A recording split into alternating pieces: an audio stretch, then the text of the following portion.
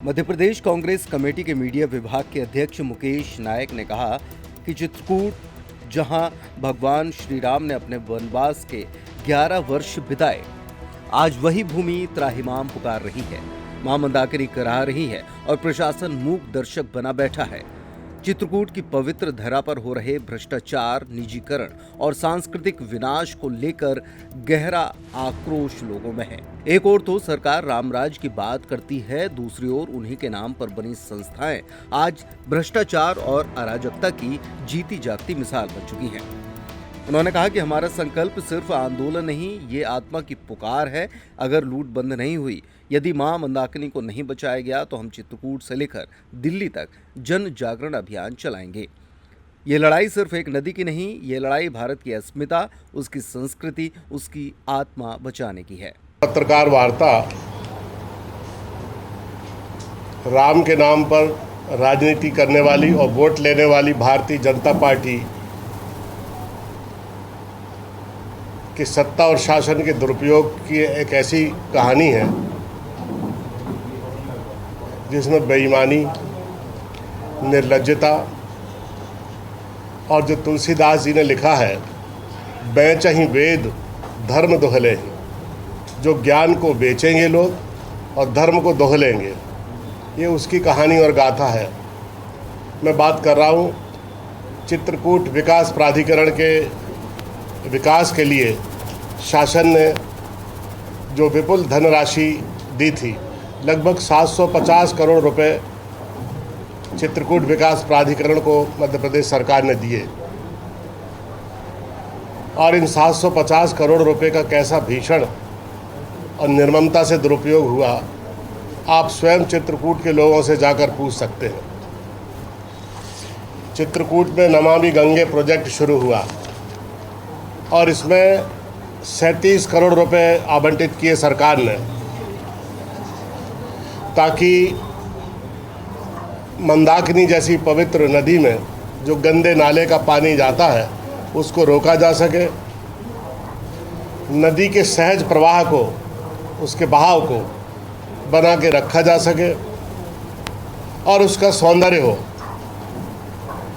लेकिन एक निजी संस्थान को 20 करोड़ रुपए दे दिए अपनी निजी भूमि पर निजी संस्थान में कंक्रीट कराने के लिए।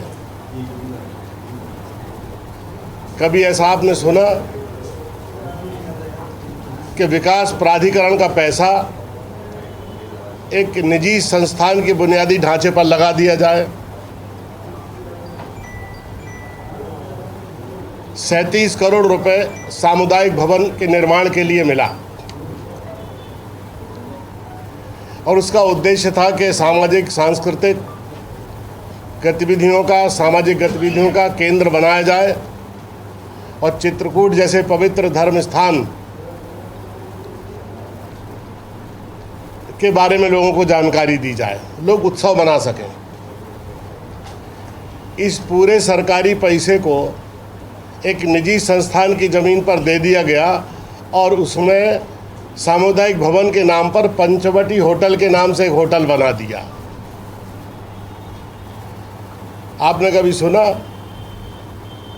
कि जो सामुदायिक भवन सरकार के द्वारा बनना है, जबकि उसकी भूमि का अलॉटमेंट भी था, उस निर्धारित जगह पर वो संस्थान नहीं बनाकर एक निजी संस्थान की भूमि को दे दिया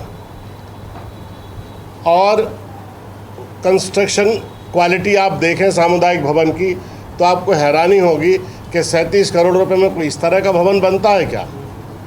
उसको होटल में तब्दील कर दिया और होटल एक संस्थान की भूमि पर इतनी दूरी पर होने के कारण ज़्यादा उसका उपयोग नहीं हो पाता, एकांत में बना है और वो स्थान नशेड़ियों का, गंजेड़ियों का, जुआ खेलने वालों का एक केंद्र बनकर रह गया, असामाजिक गतिविधियों का।